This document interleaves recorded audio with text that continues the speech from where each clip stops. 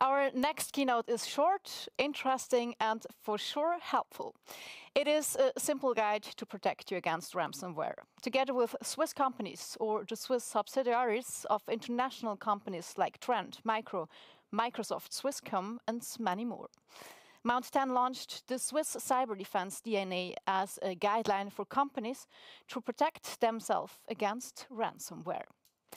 I hope you are as excited as I am. Let's welcome the CEO of Mount 10, Thomas Lichty. The virtual stage is yours. Good afternoon and welcome to the Swiss Cyber Security Days 2021. My name is Thomas Lichty. I'm the CEO of Mount 10 and the founding father of the Swiss Cyber Defense DNA initiative. Today I'm going to explain you what it is all about. The Swiss Cyber Defense DNA initiative is a best practice guide which created a simple to follow task sheet in order to protect yourself against the threats of the cyber space you experience today, whether it's being ransomware or other cyber attacks. The rationale behind it, if you don't defend yourself, you might lose your business sooner than later. So it's a huge risk. That's why we created 6 easy measures which help you, if you follow those steps, to protect your business as an SME. Who is we, by the way? Besides Mount 10, the corporation consists of Trend Micro, Microsoft, Sophos, HPE, Swisscom, Cisco, as well as Compass Security and Atrete Consultants. So it's developed from Swiss key players, from the industry, for the industry. And obviously, it's free of charge and easy to access. So, what it is all about? Those 6 measures help you to protect yourself against ransomware and other cyber attacks. 6 easy measures divided in organizational tasks and technical tasks on the other hand, where the technical tasks probably are more related to cash out for your company, the organizational measures can just easily be implemented. So it's a matter of creating a wide protected backup, a comprehensive protection against malware, hardened networks and remote access, hardware and software being kept up to date, to define employees and their roles and responsibilities, and last but not least, create an emergency process, probably on a sheet of paper, which just helps you in the case of the cases. So, if you go on our webpage, click on one specific measure, you get an even more detailed checklist you can follow yourself, or obviously on the webpage you find a lot of implementation partners ready to help if you need help. That being said, I already come to a conclusion, which is very simple. We suggest you follow those 6 measures of the Swiss Cyber Defense DNA to protect your business against ransomware. Obviously, all the measures and the physical flyers which come with it are available in Deutsch, in Français, in Italiano, and as well in English. Thank you very much for your interest. I wish you all the best and enjoy the further keynotes coming down the road at the Swiss Cyber Security Days 2021. Dans quelle mesure on aurait besoin de reconstruire une partie ou la totalité du SI? Est-ce qu'on a besoin, par exemple, de reconstruire un domaine Active Directory? Est-ce qu'on a besoin de faire une rotation d'AD ou de garder l'AD en tant que tel et de le nettoyer? Nous, on va poser la question au client sur ces différents éléments lorsqu'on va prendre connaissance du contexte, et on va également voir avec lui si il a les équipes en interne pour facilement faire interface avec nous et nous fournir les éléments qu'on serait amené à demander Est-ce qu'il serait capable de lancer rapidement un script sur l'ensemble du SI, exécuter des commandes pour récupérer certains artefacts et faire des recherches des indicateurs de compromission qu'on aurait identifiés. Enfin, la dernière étape de la reprise d'activité, ça va être le renforcement du SI. On aura éventuellement, pendant l'incident, reconstruit une partie ou la totalité du système d'information. On aura potentiellement nettoyé une partie, rajouté des éléments de sécurité. Et le but, c'est de savoir, voilà, donc, avec les moyens de sécurité qu'on a ajoutés pour renforcer la protection du SI, est-ce que le nouveau SI restauré est suffisamment sécurisé? Je vais vous présenter à présent ce retour d'expérience. Donc, c'était une compromission ransomware sur un SI, donc un système d'information essentiellement Windows. Il y avait une partie du parc qui était sous Linux, mais à 80%, c'était un parc Windows. Environ 800 machines et une centaine de serveurs. Donc, les serveurs étaient c'est eux dans lesquels on retrouvait essentiellement du Linux. Les postes de travail étaient à 100% des postes Windows. Un ransomware qui, du coup, a engendré une demande de rançon assez conséquente et surtout qui a impacté l'intégralité du système d'information et donc qui a forcé les employés au chômage technique et qui a bloqué également le service de paiement. Puisque ce client-là avait des points de vente. Voilà. Donc les services de paiement qui étaient dans les points de vente étaient impactés, donc un impact direct sur le B2C et une visibilité du coup auprès du consommateur final et relégué effectivement dans la presse à l'époque.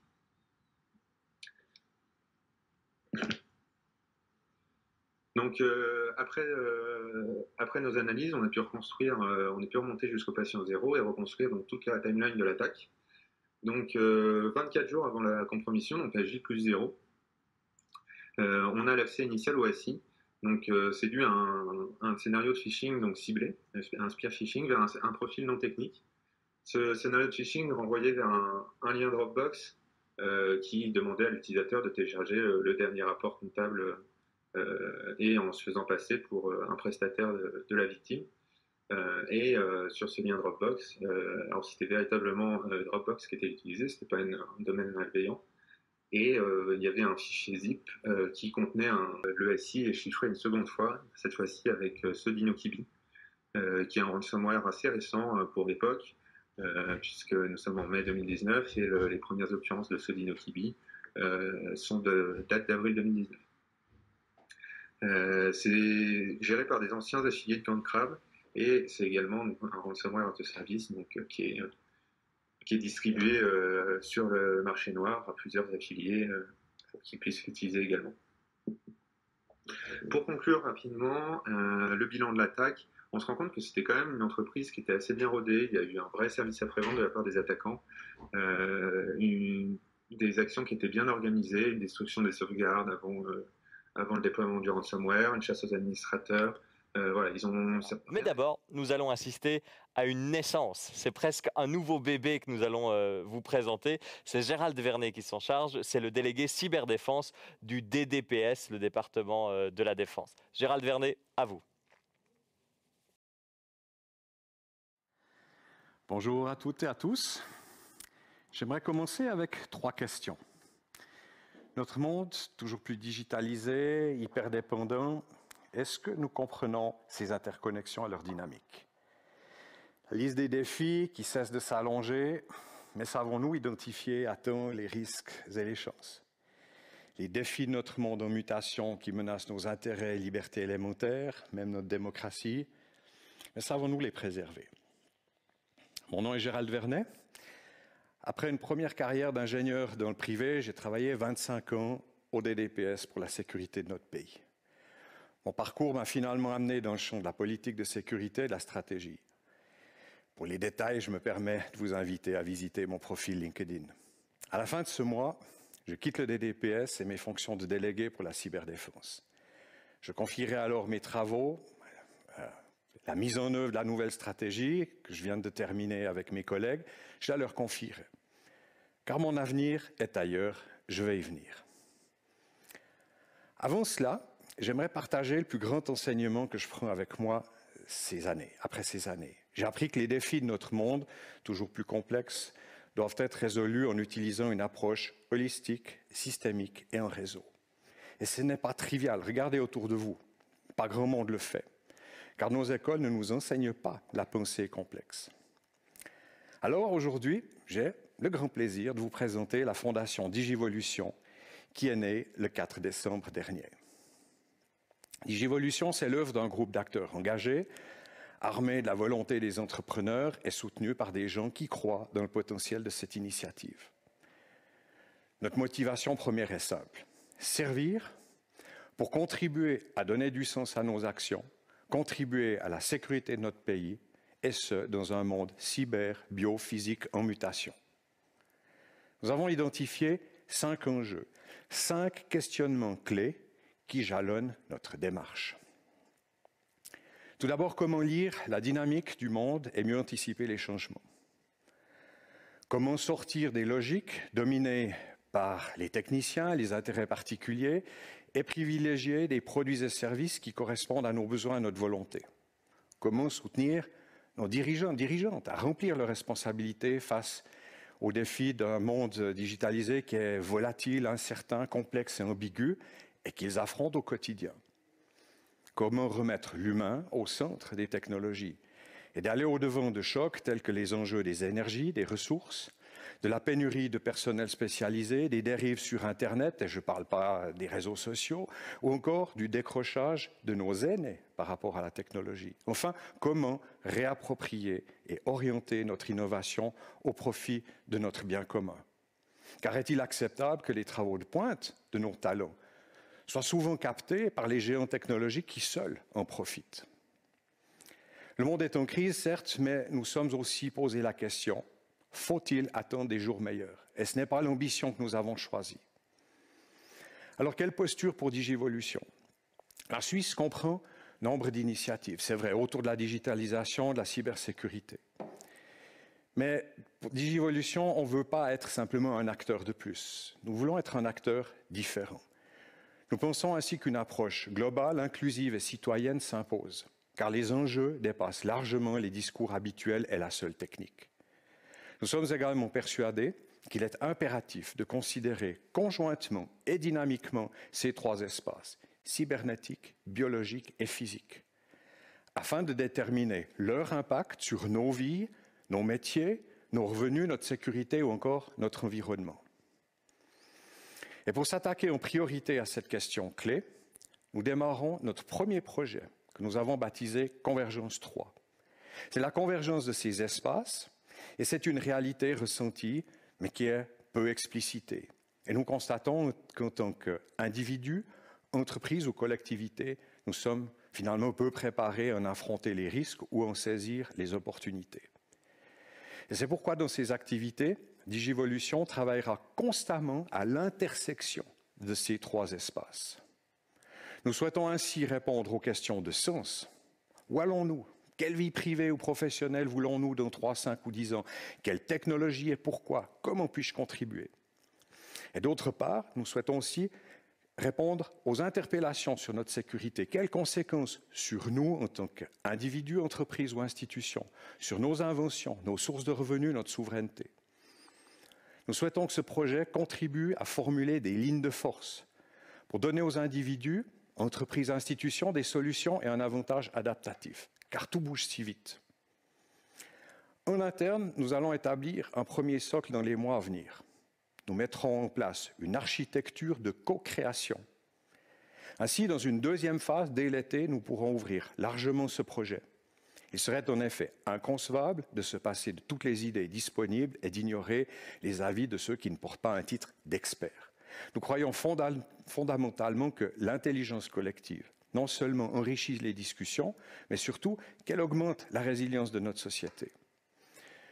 Nous sommes convaincus de la nécessité d'un travail de fond et dans ce but, nous avons donné à notre fondation 3 missions.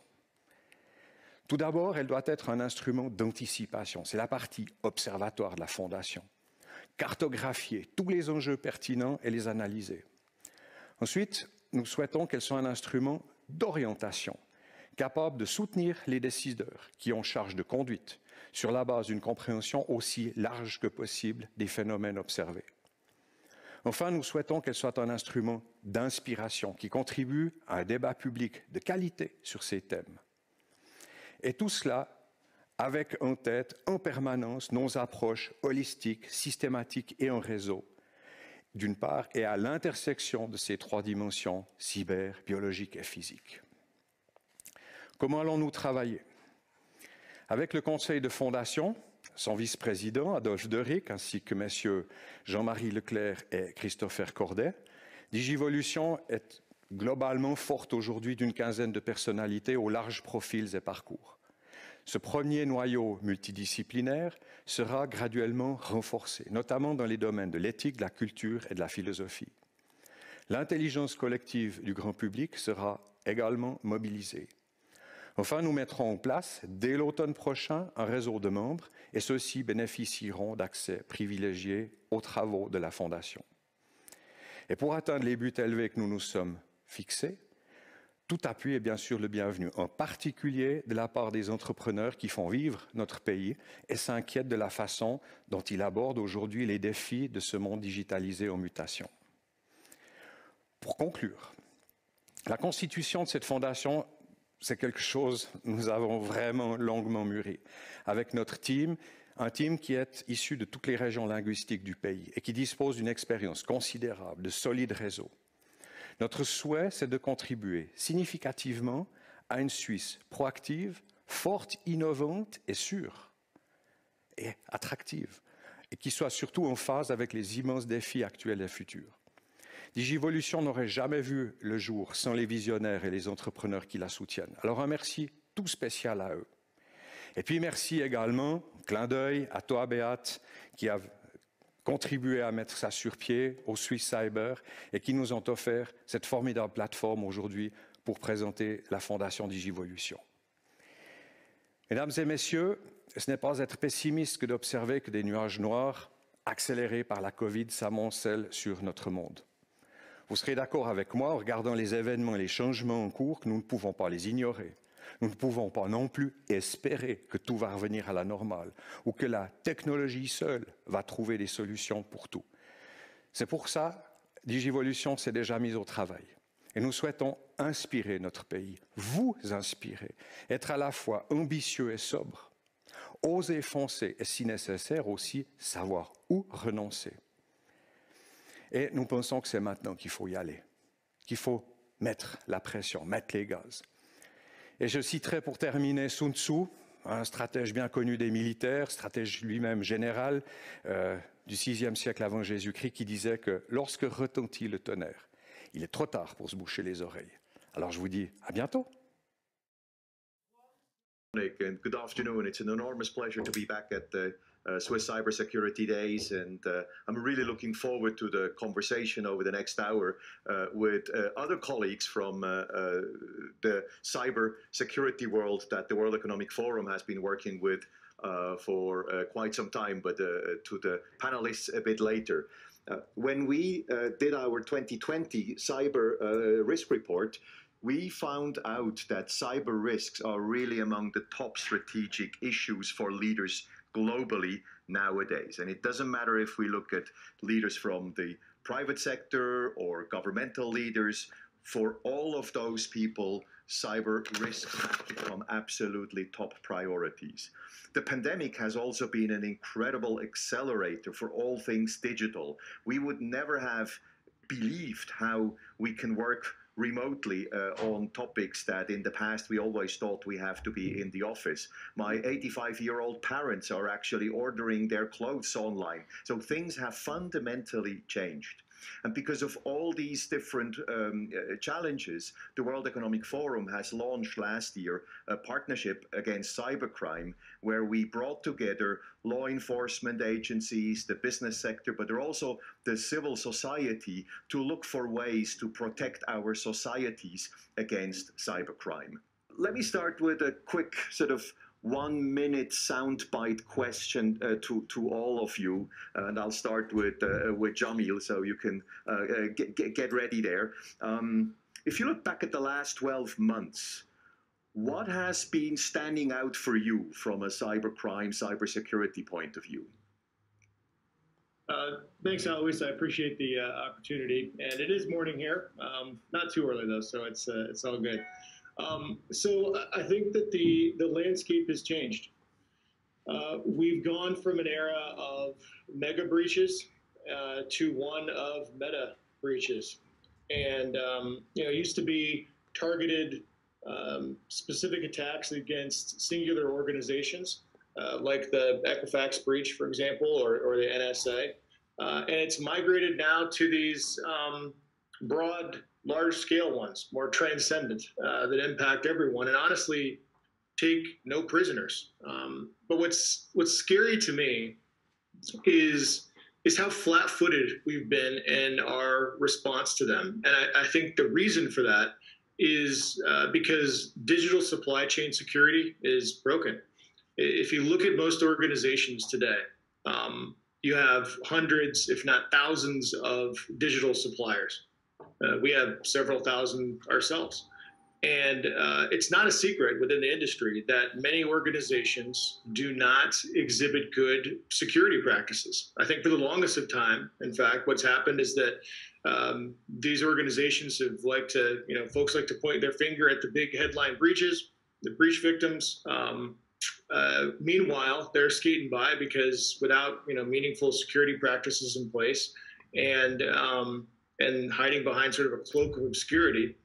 Meanwhile, they just don't have effective security. And so when I look at the landscape today, what we need is better visibility. It's like, I think it was the U.S. Supreme Court Justice Brandeis said, sunlight is the best disinfectant. And I think back to even just last year, my team and I were going through spreadsheet after spreadsheet, checklist after checklist about our vendor risk. And we concluded, we looked at each other and we thought, you know what, we don't know any more about our vendor security posture after reading all of these reams of documents than we did beforehand. And so what we said was, you know what, we don't have control over all of our vendors. We don't have control over all of the organizations that are out there, but we do have control of ourselves. And we do have control about what we share. And so we took a bold step. And we kicked off this program that we call Cloud Control, for which we provide visibility to all of our customers for the controls that we have within our entire cloud environment on a control-by-control basis, real-time, all the time. Thank you, Jamil, and thank you also for your offer to be a discussion partner for the community here. And even though obviously most of our audience here is Swiss-based, but we all suffer of the same challenges that you at Equifax have. So thanks for that. Amy, what has stood out for you? So I think I would start by saying, like, malicious actors are, whether they're financially motivated or nation state sponsored, they're just getting more sophisticated. And those sophisticated things can be seen in their tactics they use to compromise networks. And I really do agree with the software supply chain issue. You know, we really do need to secure our software supply chain. The other piece is you've seen this in many different ways, but the social engineering aspect of this is really still ever present. And even the most sophisticated users fall a victim to lures that have social and geopolitical themes. In addition to that, I really see, you know, the technical capability go up. Also, the knowledge of the laws and the restrictions that we have. So criminals are very, very savvy. Nation states use this in some ways to their advantage. The geographic borders, the limitations that national laws have, they use these things to victimize while avoiding prosecution. So I think, you know, really we've got a very big, sophisticated threat.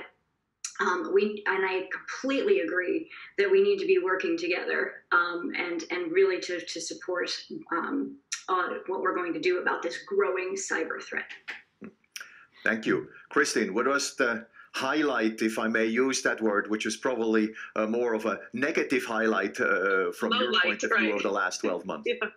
Yeah, it's been a little bit of a low light, but thank you to the World Economic Forum and the Swiss Cyber Security Days for continuing this conversation. I've also, in the past 12 months, been able to participate in the World Economic Forum Partnership Against Cybercrime, which I think is really what's showing that we're having some growth. We're having these hard discussions on an international basis. To Amy's point, we need to find international solutions because the criminals are evading prosecution because we are so spread out. But what we've seen in the past 12 months, unfortunately, our entire audience is consumers and small businesses, and they've become more vulnerable during this pandemic. Our team logged about 100 scams related to COVID and the vaccines now being out. The criminals are really continuing to thrive. Our friends at the FBI have shown a four-fold increase in the number of reports coming in since COVID started. But what we noticed, which was interesting, is the traffic on our site in March and April of 2020 actually dropped significantly. And what we read there was that the citizens were so focused on their life needs, like finding food, making sure they had toilet paper. That was an issue here in the US, not sure why. And I think they dropped their guard, and that's when the cybercrime actually was able to increase. They were willing to purchase a mask from anywhere they could get it, and even if it was a fake site, which many of them turned out to be. But we've seen our sponsorship partners actually grow during the pandemic, which to me shows the public-private partnership discussion is really alive and well, and everyone's understanding that we need to do this together. So we have a lot of great partners that are coming to the table to say, let's fix this together. Yeah, thank you. Pretty much a year ago, I actually got a text message on my phone from something that looked like the Swiss Post saying, oh, there's a package waiting for you, but please could you send the right, I think it was import duty amount so that we can release the package. So nobody is spared. I think that's also what I hear from you. Jürgen Stock, there is no more global law enforcement agency than Interpol. I mean, you have literally all, or basically all of the world's countries represented in your organization. What has stood out for you in the last 12 months? Yeah, thank you very much, Alois, for inviting global law enforcement represented by Interpol. Indeed, we are representing the law enforcement agencies of 194 member countries, so almost all of the world. I'm looking back to almost 4 decades of police work, and I've never seen in my professional career such a dynamic situation in regards to, let's say, a biological virus starting in one part of the world, traveling around the world, and criminals following with new patterns of crime, exploiting the vulnerabilities that such a pandemic creates. And that, I think, stands for the whole situation that we are seeing more specific attacks, like, for instance, ransomware attacks exploiting the vulnerabilities, targeting hospitals, laboratories, regulatory bodies, city halls, police stations, so any kind of organization that are currently under stress because of the pandemic. We see massive phishing campaigns targeting senior industry executives, for instance, from Europe to the Pacific. We see organized crime business email compromise rings that are quite active, and again, exploiting the vulnerabilities and the needs that are coming with such a global crisis in which we are currently. In terms of the perpetrators, definitely there is a clear trend in terms of more specialization. So it's more that it's not the classical mafia type organization where people know each other. It's more groups or individuals that are more loosely and anonymously connected with each other for specific purposes, maybe specific targets that they have in mind. So organizing themselves in a very loose way, which also comes with additional challenges for law enforcement, and again, very much based on specialization. Those individuals specialized on programming malicious software, for instance, those who are specialized on network intrusion, those who are specialized in offering personal data that have been stolen, or at the end, if it's about money, and very often it's about money, it's cashing out with money mules.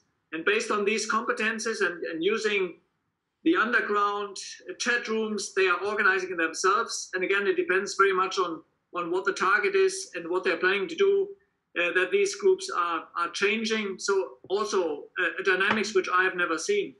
In terms of the availability of tools and weapons, I very much agree in what was already said. Cybercrime as a service definitely is a challenge for us, as you can now, of course, buy all these tools in the underground economy. You don't have to be an expert any longer, including a kind of troubleshooting service in case you have problems in using one of these tools that are currently on the market. And the use of artificial intelligence will definitely add to the complexities and the challenges for global law enforcement. And that leads to my last point in this introduction. It's the global preparedness. And I'm very concerned about the situation that we are creating actually more and more vulnerabilities. The keywords we all know, and we have been discussing the keywords, the Internet of Things, teleworking, that is increasing the attack surface for criminals. And of course, that provides unprecedented opportunities for criminals anywhere in the world to attack our systems wherever they are.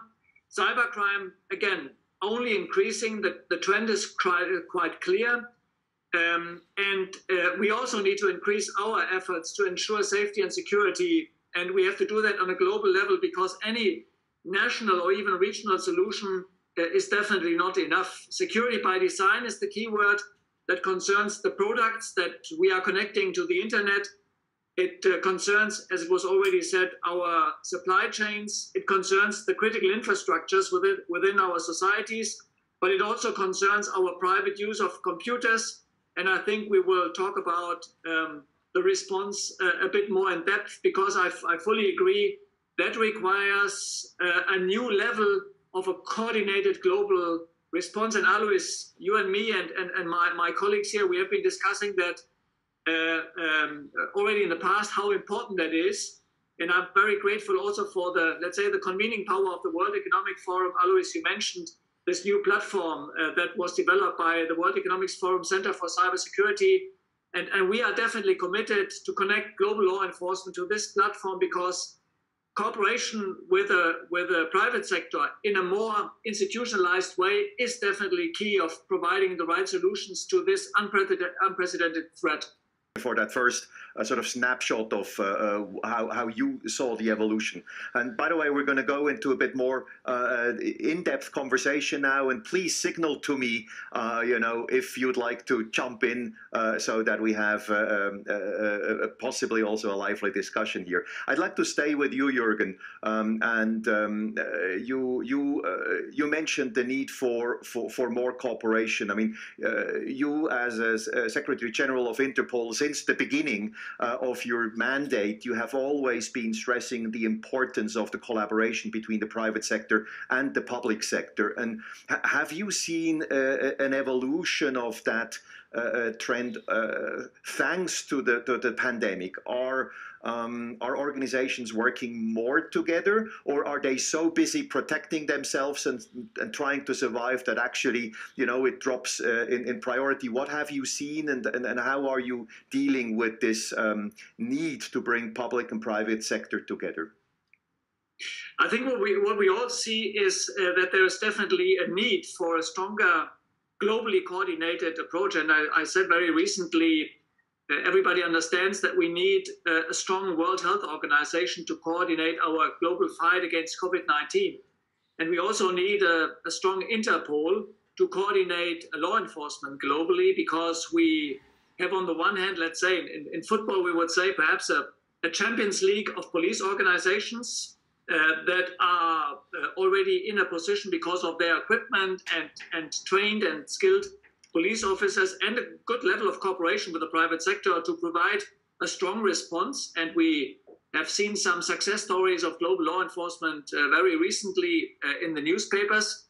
But on the other hand, maybe the overwhelming majority of law enforcement agencies around the world are still struggling. And maybe even those who are currently consider themselves well equipped are to some extent struggling because of the rapid developments in new technologies, and that requires, of course, law enforcement to follow. And it's a new way of doing police work. What we are talking about, actually, it's, for instance, internationally by nature, national cybercrime almost doesn't exist. It always requires transnational cooperation. And of course, law enforcement traditionally is based on national competences and national jurisdiction.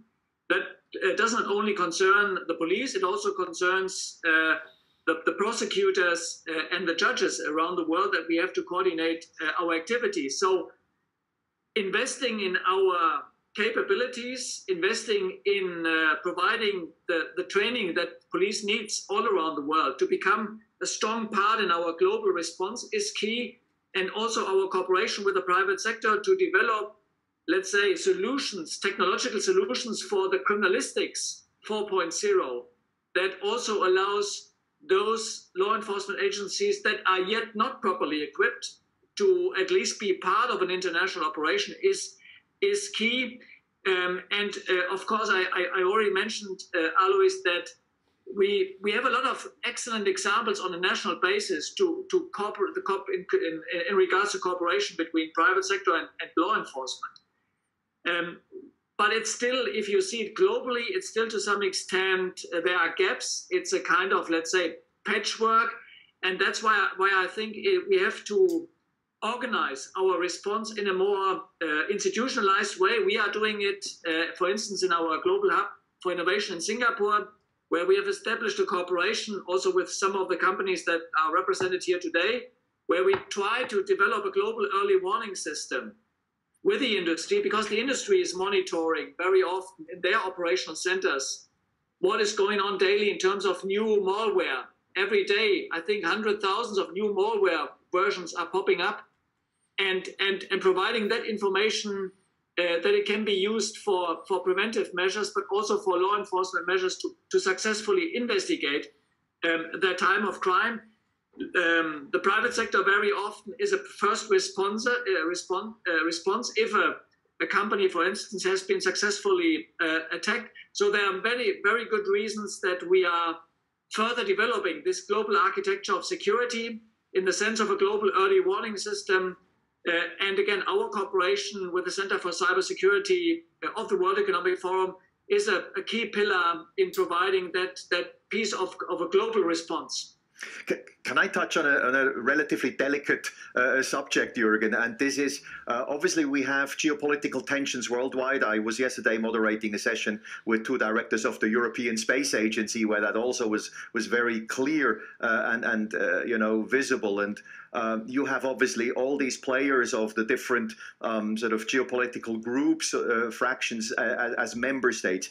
Have you found areas of cooperation where actually it doesn't matter if you are sitting in the east or west or south or north? Have you found common ground where everybody agrees that's a place where we need to work together? Yeah, I mean, actually, Alois, that is the reason why Interpol was created almost 100 years ago. That is the reason why we are in a position to bring 194 member countries, their police services, to the table. There is definitely, let's say, common ground and overlap of interest if it comes to criminals that simply are exploiting, for instance, the vulnerabilities of this current pandemic. They want to make cash, that want to reinvest that cash into the legitimate economy. There's definitely an overlap of interest that allows Interpol to bring all our law enforcement agencies of these 194 member countries to the table. There are also limits. For instance, Interpol's mandate does not extend to any kind of state-based activity. That's quite clear. But many areas of cybercrime, I mean, sexual exploitation of children, terrible, terrible crime. We have a lot of success stories where we have been bringing all these countries to the table to successfully investigate that type of crime. Important is that we get, by the way, the initial information, for instance, from the private sector. We know that maybe we are only seeing the peak of the iceberg because, for instance, in regards to attacks against companies, ransomware attacks or other attacks where data are stolen, are still very often not reported to the police for various reasons. So we also, as law enforcement, have to explain what we do in case we get a report from a company that we are not, pulling the plug and taking all the servers away. But that cooperation between private sector and law enforcement is also key in starting investigations. And we need that information, of course, to have an idea about the global threat picture. So again, common ground, no problem, but we have to do that in a more institutionalized way. And global law enforcement through Interpol is ready to strengthen that cooperation also with the private sector. Thank you, Jürgen. I'd like to continue the conversation with Christine. Your organization is obviously dedicated to supporting cybercrime victims. What have you seen last year as the main sort of victim groups, and how have you been helping them to deal with those threats and actually maybe even attacks and actions? Some of the top threats that we see people coming to us for, because our mission is to serve consumers and small businesses, we saw this past year romance scams really go through the roof, unfortunately. And the second was cyberbullying, because I think maybe a lot more people were at home and just communicating online versus being in person. And then the other one was a hacked device. When there was a Social Security identity theft crisis in the US and the unemployment scams, we saw the same spikes as any of our other partners did. But romance scams really did not dominate the year. And we know isolation is an issue when it comes to romance scams. People are finding love online. The criminals know that. They flock to social media to find those that are vulnerable and profess their love and ask for money. Mm. And have you developed ways to help people to sort of find solutions to their issues? How do you do that? Yeah, what we found was in the US, we were a little bit behind. We know that there's great countries like the US, but they're doing a little bit more for the victims themselves. So in Israel, they have 119 for cybercrime. There's Singapore, UK, Australia, about 7 countries we found and that we're reaching out to and working with that have one national response. So anyone who's a victim in the country, regardless of the size, we obviously have support for large corporations that need help. They have their own internal teams. They have insurance. They have, the ability to pay for a large company to come and fix things. But we're here for the folks who don't have any of those skills or any of those resources. So what we did first was I went to law enforcement knowing that that was one of our main stakeholders. We went to law enforcement and we went to victims. Because we know that in the US, many victims call 911, which is our emergency number, even though it's not an emergency because they don't know where else to go. In the US, we don't have one simple place for someone to go to report, recover, and reinforce their security. So we went to 911 dispatch centers, we went to the victims and said, what do you need most? And the answers were training and a website, one place where we can go to figure out what we need to do next. So we created fraudsupport.org, and that's where someone can go and triage themselves. We also started piloting using a phone number in the US in 6 states for people to call, and the response was incredible. So we're trying to make sure that people have one place to go, and law enforcement isn't getting calls that really aren't meant to be in their emergency systems.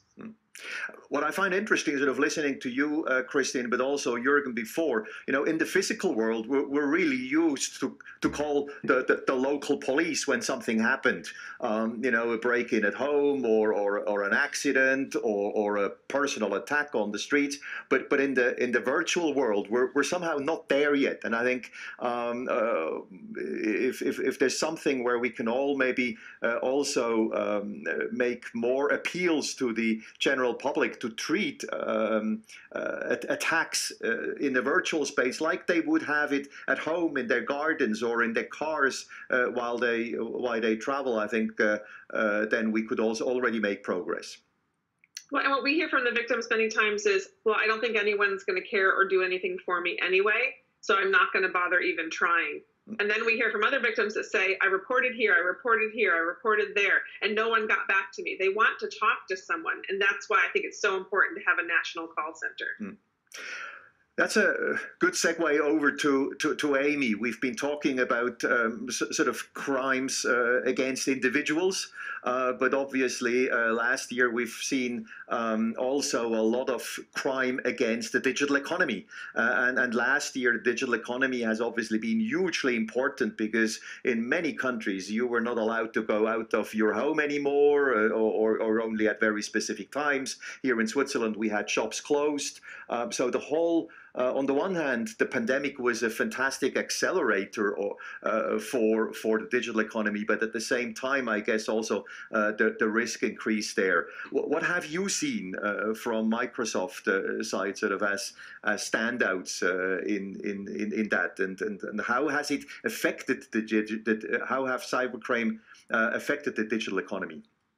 Well, at first, I think you're absolutely right. You know, technology is just essential. We all rely on it every single day. And really, it either many consider it to be critical infrastructure, and if you don't subscribe to that view, then of course it is supporting critical infrastructure across the globe.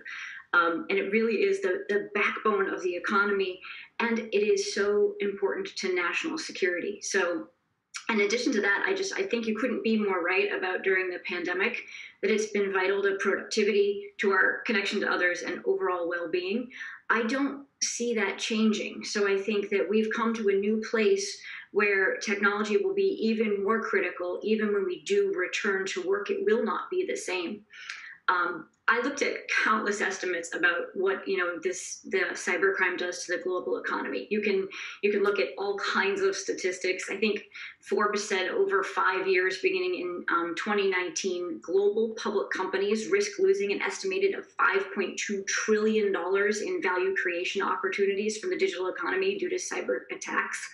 Part of that is the private sector spending a tremendous amount of time securing their products, defending against these attacks, rooting these criminals out.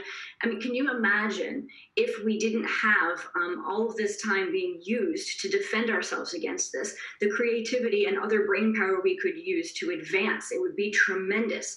That $5.2 trillion number is almost the size of the economies of France, Italy, and Spain combined. That's just huge. And so I think one point to really look at is, based on Kristen's comments and others, is that the private sector has a very clear role here because of a couple of different reasons. The first is that oftentimes we are either the victim or our customer is the victim. And so we need to do everything we can to try to protect against that. The other piece is that these criminals are using our infrastructure. There's nothing more frustrating in the world than finding out that I have a criminal on my own infrastructure who is attacking a legitimate customer. And so we do everything we can at Microsoft's Digital Crimes Unit to keep those criminals off of our systems. Getting increasing cooperation from other providers would be incredibly helpful here. And then I think the final piece that I'll raise here that I think we've kind of talked a little bit about is that we are no longer in a traditional world. There are no geographic boundaries to this crime. The criminal actor is located in one jurisdiction. The victim is located in another jurisdiction. The law enforcement entities are around the world. We need to think about this differently, especially in cases where the criminal cannot be prosecuted. So really looking at the underlying infrastructure that's being used, sharing information about that malicious infrastructure, and doing everything we can to take it down.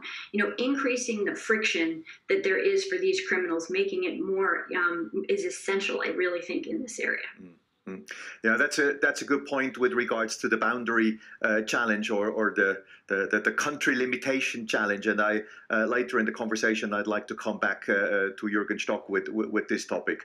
Jamil, your professional life is characterized by working for organizations that have had digital near-death experiences, and you have been working with the senior leadership of those organizations to recover from those events and actually come out stronger. And I'm curious, about the experience that you and your leadership have had last year, and also prior to that, in how you prepare for cyber crisis. You gave a couple of insights already before, but how do you motivate senior leaders in an organization that might not be technology savvy? They might come from a different generation. We still have digital migrants, obviously, in senior leader position. How do you work with the C-suite? What kind of recommendations would you also have for our audience to work with the C-suite? Sure. Yeah, it's pretty interesting. If you look at Equifax's performance last year, was our best financial performance in our 122-year history. And this is Jamil, can you say quickly what Equifax does? Well, possible that it's not necessarily a recognized brand here in Switzerland. Oh, got it. Yeah, sure. So we're in the most general sense, we're a credit bureau, is what we do. But we had our best performance. We had our best performance in 122 years, and this is in the wake of what happened in 2017, which was one of the most impactful breaches of all time. My advice is this: for better or worse, to your point, Alois, I have been involved, certainly at least in the aftermath of a variety of major crises.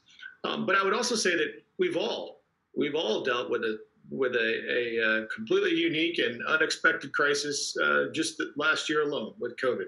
So I think we all have some level of experience here. My advice is this: adaptability is the key. I've been to too many organizations, and I've seen too many times where organizations will go through and have a multi-100-page crisis handbook. Everyone's got their role defined, and you're supposed to make sure you hit all the checklists. Very scripted, very structured. That doesn't work. And the reason it doesn't work is because crises, almost by definition, are unexpected. And even if you're able to predict the general crisis itself, whether it be a cyber attack or a tornado or whatever it might be, there are always underlying components that are surprises. So if you look at, for example, the Equifax breach, yes, we had the breach. You kick off response, and you put together a plan from a call center perspective to respond to any of the consumers who were impacted. But then you don't anticipate that, hey, in the midst of all of this, that you're going to have 2 hurricanes hit on either end of the country, of the state, that's going to knock out both of your call centers. So then you lose that capability. Or during COVID, that, hey, we've got this crisis plan. You've got your your primary, your secondary, your backups. But then wait a minute, all of them shut down. Everyone goes home, and so you don't have those anymore. So the key is to making sure that you have an adaptable process in place. And you test it on a consistent basis so that you build that level of adaptability into the leadership team itself. One of the things I strongly recommend is not specifically tasking one individual with, hey, you lead crisis management or for anything. Instead, make it dynamic, because every crisis takes a different form. And when that happens, you're going to need to bring different skill sets to bear. And so that person that you selected as the leader for a certain crisis, maybe they're not available during that particular time because they're involved in it themselves. So I think that's the most important part. And then testing it on a consistent basis. And when you test it, you don't test it in a scripted way.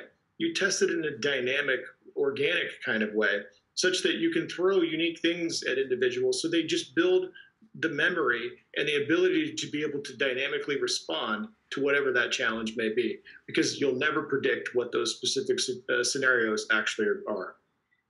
I mean, out of my own experience with working with senior leaders for many years, I always found it so difficult to motivate them to go through a simulation exercise. Maybe it helps after a huge crisis like your company suffered that people realize it's actually a good investment of time. Or is the testing something different than a simulation? I would argue this. I think there might be a meaningful amount of reticence up front, but just do one.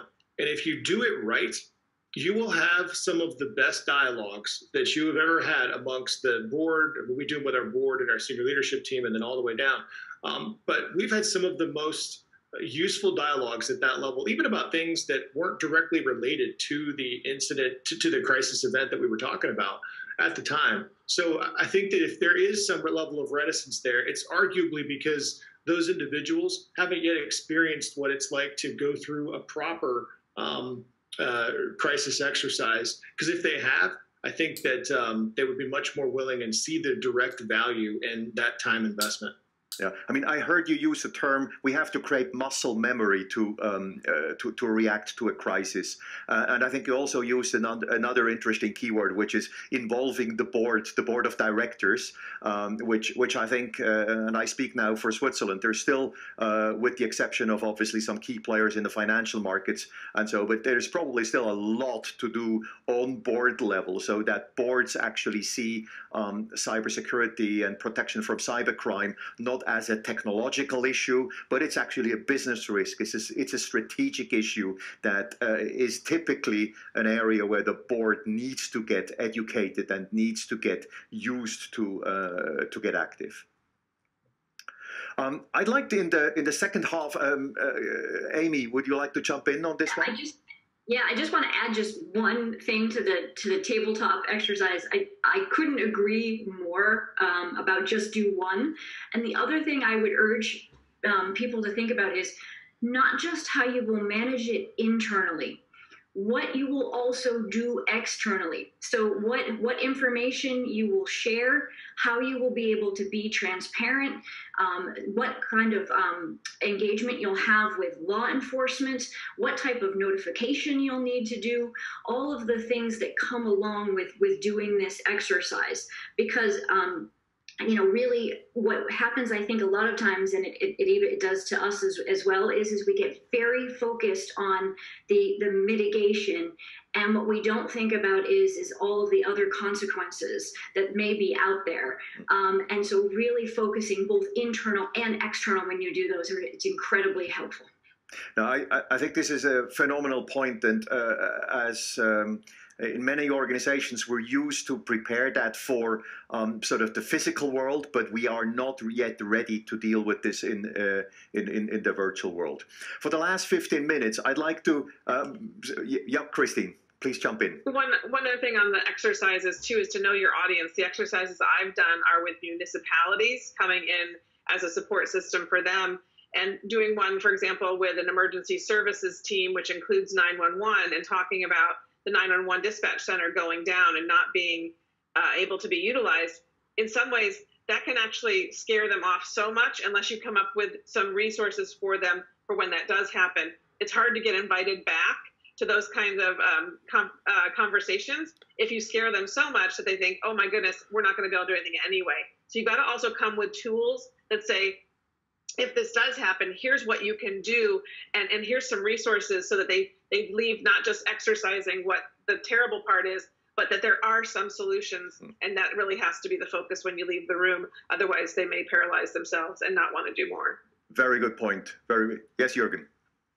Just a practical advice and supporting what Christine said earlier. It seems that still there might be a kind of gap or barrier between a possible victim and the police, and whom do I contact? So Christine was talking about maybe that the National Call Center makes sense. Yes. What I experience in my discussions also with representatives from companies is very often we would like to know somebody, somebody physical we can approach in case of a crisis. So a person, a police officer with a name and a phone number. So my recommendation would be contact your local police and ask them. That should be part of your, let's say, concept to be prepared for any crisis, that you, as a preventive measure, contact your local police organization, and they will tell you whether it's the local police or any specialized police on a regional level or even the federal police. So clarify that before the crisis occurs, and then, this contact points of contact, connecting the dots should not be a problem, hopefully. Thank you for this, and I think this is really very practical stuff that our audience also can take home or can use when they are faced with their challenges in the real world. The last 10 minutes, I'd like to dedicate a bit to deepen more the conversation on the public-private cooperation. And Jamil, if you look at the private sector, what kind of expectations do you have from the government side to protect the private sector, and what could they do better and more? Well, let me start with this. In the wake of our breach, we invested $1.5 billion to bolster our security and become a leader in the space.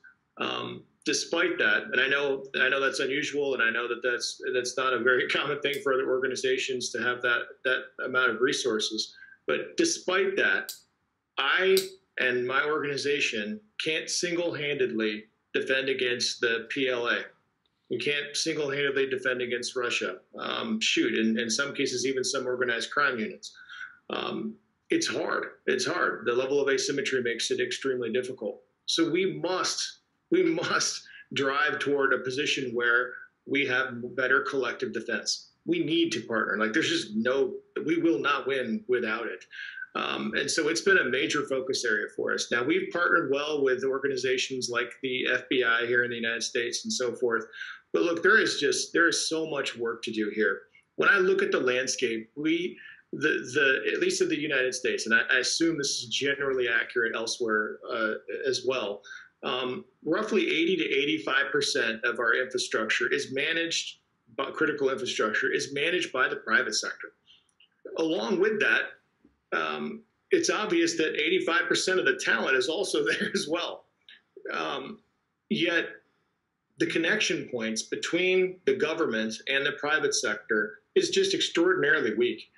Right now, in many cases, we struggle to get meaningful intelligence and insights from the government. And I can speak from a position of knowledge in the sense that I used to be in the government. I used to be the chief security officer at Los Alamos National Laboratories with nuclear weapons. And so I got the best intel you could have. And it is incredibly empowering for teams. Now that I'm purely in the private sector, I don't get that anymore. I don't have that level of insight. Now, we have our informal networks. We have some mechanisms through the government to be able to get some information, but it's just not to the degree that it needs to be. In fact, in many cases, if I need to get sensitive insights, I have to send one of my people in a car to drive over to the agency that has some threat intel, and then get the briefing and then drive back. And then guess what? They can't use that information because I only have a few people that are cleared on my team. There's a lot of work to do in that space, and we won't win without it. So I think there's a few things that we need to do collectively.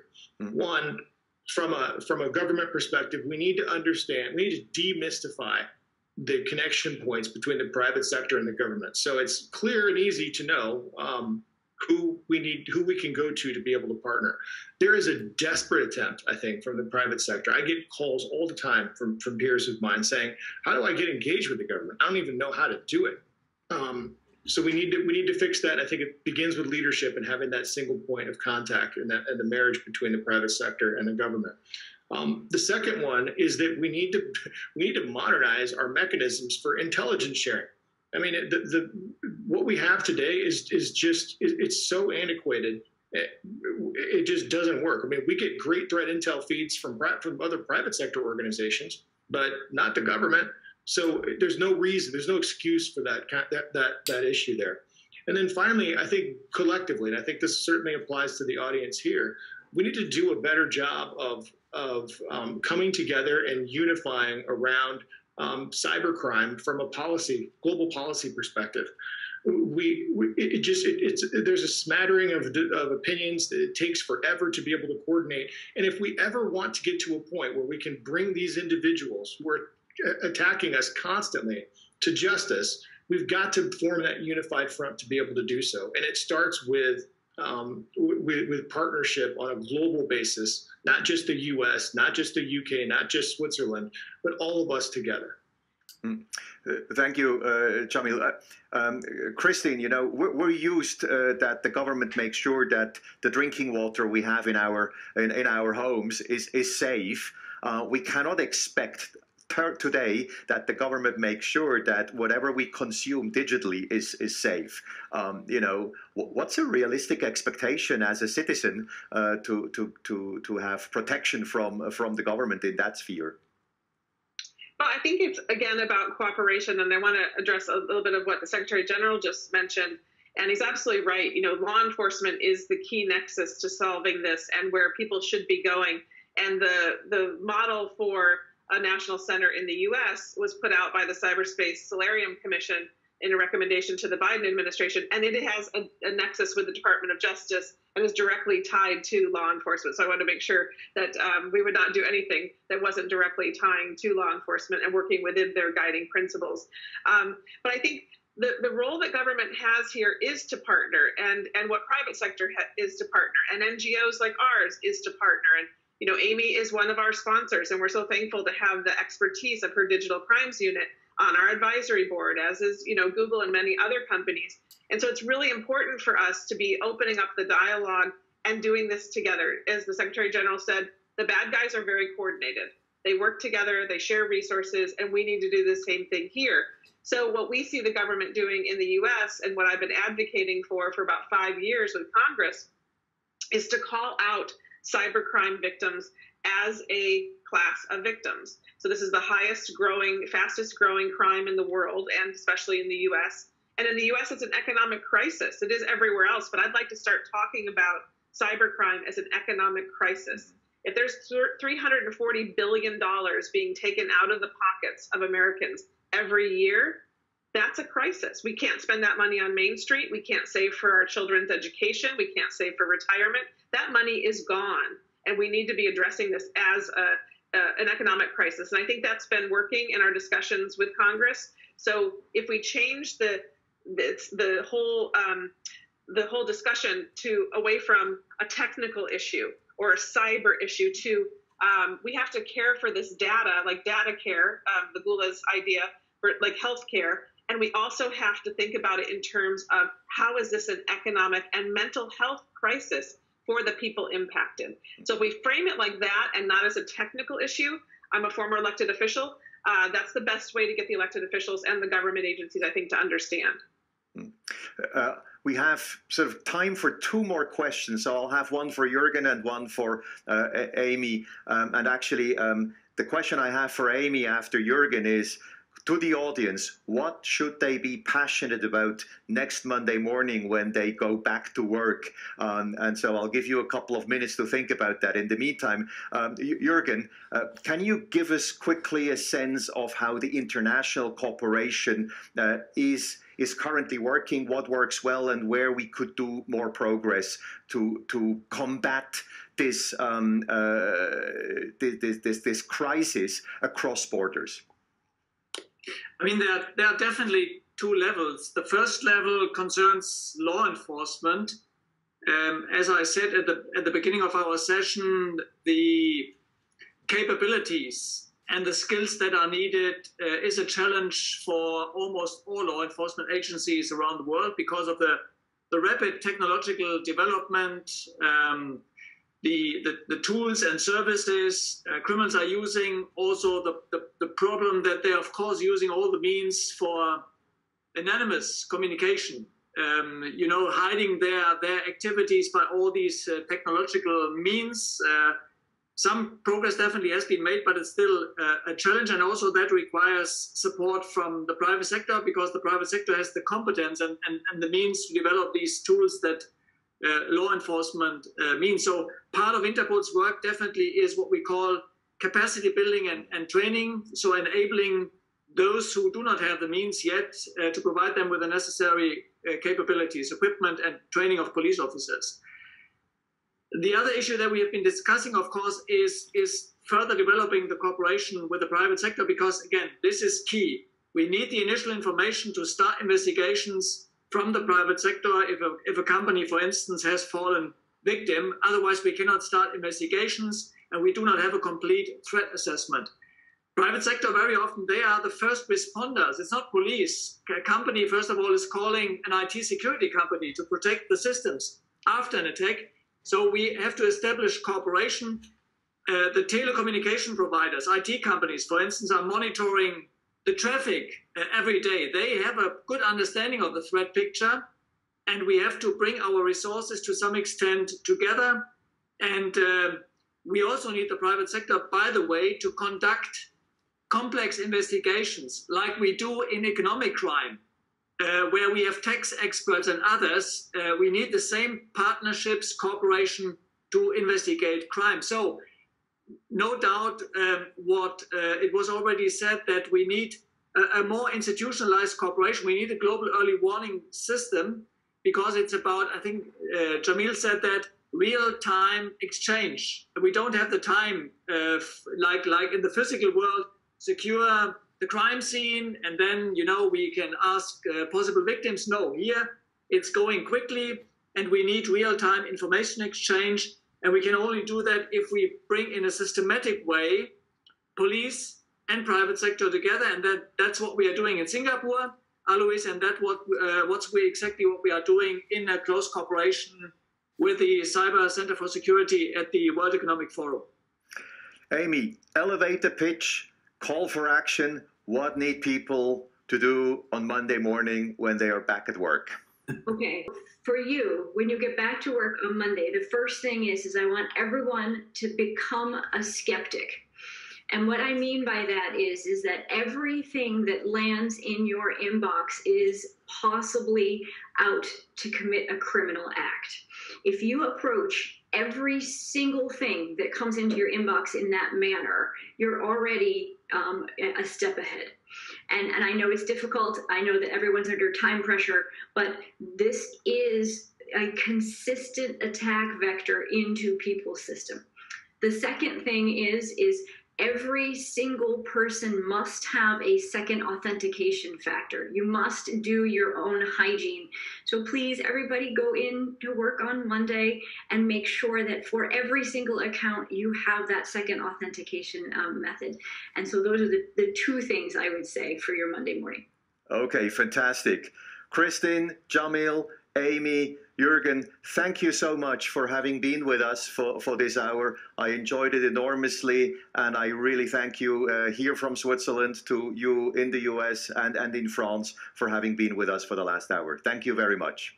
Cybersicherheit wird immer stärker zu einem wichtigen Faktor für den Wirtschaftsstandort und die Bevölkerung der Schweiz. Cyber Security spielt auch eine zentrale Rolle in der nationalen und internationalen Außen- und Sicherheitspolitik. Unser nächster Gast ist im Bundesrat Vorsitzender des Cyberausschusses und es freut uns natürlich ganz besonders, dass er sich trotz der Frühjahrssession Zeit nimmt für uns. Bitte begrüßen Sie mit mir den Vorsteher des Eidgenössischen Finanzdepartements, Bundesrat Ueli Maurer. Grüezi miteinander. Ja, meine Damen und Herren, Cyber Security ist natürlich ein Thema, das uns täglich beschäftigt. Wir wissen ja aus unserem Alltag, dass die Digitalisierung auf allen Stufen zunimmt, in der Privatwirtschaft, in unserem privaten Lebensbereich, in der Wirtschaft und auch in der Politik, also auch in der Bundesverwaltung. Diese Zunahme ist geprägt aus unserer Sicht von zwei Elementen. Zum einen ist der Umgang vieler Personen wenig risikobasiert, weil es ein neues Element ist. Das ist etwas spielerisch und damit steigt in der Nutzung das Risikopotenzial bei vielen dieser Leute. Gleichzeitig sind wir auch in Bezug auf sichere Netze noch nicht so weit, wie wir eigentlich sein sollten, weil wir sind organisch etwas gewachsen und das alles zusammen eine Ausdehnung der Prozesse, ein nicht hochprofessioneller Umgang von vielen Usern in diesem Bereich und Instrumente, die nicht so sicher sind, erhöhen das Risiko. Und die Gegenseite, wenn man dem so sagen kann, die rüstet natürlich auch auf. Wir wissen, die Kriminalität steigt und damit steigt auch das Schadenpotenzial, mit dem wir uns auseinanderzusetzen haben. Das ist alles längst Alltag. Wir haben täglich solche Hinweise und versuchen, dem gerecht zu werden. Hier, glaube ich, müssen wir als Staat oder wir alle als Akteure in diesem Bereich nicht nur den unmittelbaren Bereich, also den Alltag im Auge behalten, weil die Daten, die wir hier in diesen Netzen finden, die zirkulieren, das ist das Schadenpotenzial langfristig. Ich glaube, da haben wir die Risikoanalyse noch ungenügend gemacht. Weil je mehr Daten irgendwo herumschwirren, je mehr Daten ausgewertet werden können, je höher steigt das Risiko. Das kann im Kleinen sein, in Bezug auf die Kriminalität. Das kann aber auch im Großen sein, im strategischen Bereich. Wer Daten hat, wer über Daten verfügt, kann Schaden anrichten. Und diese Langfristigkeit, die müssen wir besser besser im Auge behalten. Dieses Risikopotenzial dort ist ebenso groß wie die Kriminalität im Alltag, mit der wir uns auseinandersetzen. Das ist dann sozusagen die strategische Ebene des Bundes, zu beurteilen, welche Risiken bestehen aus noch nicht veröffentlichten Daten, die noch kommen könnten. Wir hatten solche Leaks. Das ist ein Element, das wir im Auge behalten müssen. Und in Bezug auf Cybersicherheit haben wir uns auf dieses Potenzial, auf dieses Schadenpotenzial zu konzentrieren. Und damit sind wir eigentlich beim Versuch der Lösung. Was ist zu tun? Es ist wie immer eine Risikoanalyse. Welche Risiken bestehen und wie können Risiken minimiert werden? Das Risikopotenzial ist enorm, wenn Sie an all das denken, was täglich unterwegs ist in Daten. Und wir können uns eigentlich nur auf Kernrisiken konzentrieren. Ob es die richtigen sind, ist dann noch eine andere Frage. Aber in Bezug auf mögliche Risiken haben wir Prioritäten zu setzen. Wenn ich das innerhalb der Verwaltung ansehe, ist es einmal der Verkehr der Verwaltung in sich, in unseren Programmen. Es ist der Verkehr zwischen den Staatsebenen, also Bund, Kanton und Gemeinden. Hier werden ebenfalls sehr viele Daten ausgetauscht. Und selbstverständlich gibt es die Schnittstelle zur Privatwirtschaft. Hier ist zu analysieren, wo bestehen die größten Risiken. Eines, das wir analysiert haben, und hier arbeiten wir zusammen, das ist der Bereich des Zahlungsverkehrs mit der Banken. Das ist der Banken, der Börse. Das ist ein Teil, den wir ebenfalls mitbetreuen. Da arbeiten wir mit der Privatwirtschaft zusammen. Also ein typisches Beispiel. Wir haben nicht einen Schutzschirm über das Ganze, sondern wir versuchen gezielt Prioritäten zu setzen, Risiken zu analysieren und dann Lösungen zu erarbeiten mit den entsprechenden Partnern. Sie haben gesagt, die Schweiz, sie soll zusammenarbeiten. Wie wichtig ist aus Ihrer Sicht die Zusammenarbeit auf internationaler Ebene? Ich denke, es ist wichtig, dass wir diesen Erfahrungsaustausch haben. Wir haben einige Partnerländer, mit denen wir etwas enger zusammenarbeiten, mit denen wir uns enger austauschen, Erfahrungen sammeln. Es gibt auch internationale Gremien, die sich mit diesen Themen befassen. Die Schweiz hat durchaus international keinen so schlechten Ruf, sondern wir werden hier durchaus wahrgenommen als eine Nation, die investiert hat. Es sind verschiedene europäische Länder. Wir haben auch Kontakte diesbezüglich, zum Beispiel mit Israel, zum Beispiel mit Japan, mit Ländern, die sich schon früher damit beschäftigt haben, die größere Infrastrukturen haben diesbezüglich und auch sehr systematisch vorgehen. Wir sind da immer etwas im Aufbau, aber die Schweiz hat schon für viele Probleme eine Sonderlösung gefunden. Und ich glaube, wir sind auch hier so unterwegs, nicht ganz so groß aufgegleist wie in anderen Ländern, aber klein, aber fein, würde ich sagen. Wir bleiben also dran. Herr Bundesrat, vielen Dank für die spannenden Insights und danke für Ihre Zeit. Bitte, gern geschehen.